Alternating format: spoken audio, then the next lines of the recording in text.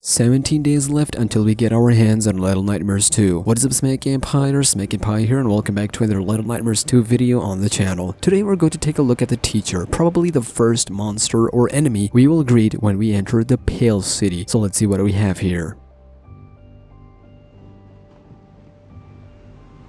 Let's start with how she looks. The teacher continues Little Nightmares' universe of bizarre and ugly looking creatures as she wears early 1900s teacher kind of suits with a ruler, reminding everyone that Baldi's basics existed and we all went through that. As if her face wasn't enough to spook out fans, Tarsier Studios went up and beyond to make her neck the longest in all of existence. That neck also rotates, if that fact wasn't necessary for me to point out. We've seen pictures and now we've seen gameplay of that neck in action. That sounds horrible, or we're gonna move on.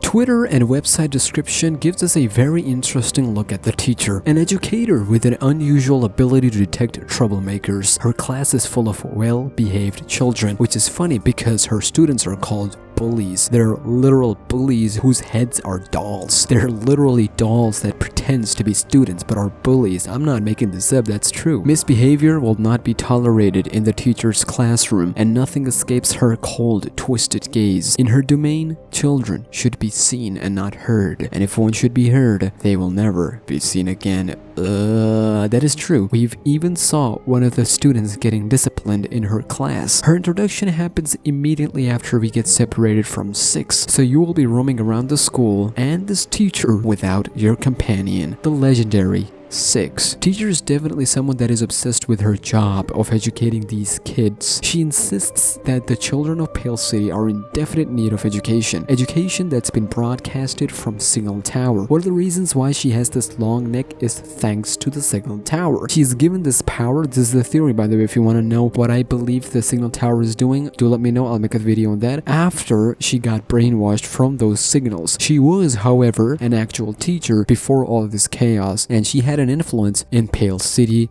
aka her community, as Signal Tower chose the authoritative figures in Pale City, promoted them to have even more powers to continue spreading the message. This is also a direct connection to the first game, specifically the Moss ship, where children were held against their wills. Obviously, we know what happened to them kids. Either the teacher's character in the second game is connected to the first game or not. One thing is obvious, that she's only a threat to the residents and students who were not in line as others, because if she's gone, no one would shed a tear, and Signal Tower's mission will not even get a teeny tiny bit of setback. So poor her? Nah, freak her. Finally, we will discuss her gameplay in the second game of Little Nightmares franchise. As I theorized before, she's one of the earliest enemies in the game, hence her gameplay won't be as tough as the others. As great as her long neck is, she's still one of the weakest enemies. If she spots you and you're closer to her, she will extend her neck to look for you, either above, left, or right side. Assuming you're hiding at that point, obviously, otherwise you're dead. She will look around and then give up easily, because she's not that good in terms of her vision, looking around in the dark places, so make sure to hide in wherever you can find. However, if she spots you from a long distance, she will send her students, bullies, to hunt you, and then these bullies will not stop at anything to get to you. You have to use your hammer or any weapon, specifically hammer, and destroy their doll heads, literally, to put them down once and for all. I would also like to add that these bullies and students are also manufactured, so they're not as in flesh and blood as other characters such as Teacher, Hunter, and other characters, but that is something that's gonna get quite complicated because this is specifically Teacher's video. But don't feel bad for them. I know you guys might be like, aw, these were poor kids, we just hit them with hammer. Nah, like I said, freak them bullies and freak that teacher. We're gonna move on.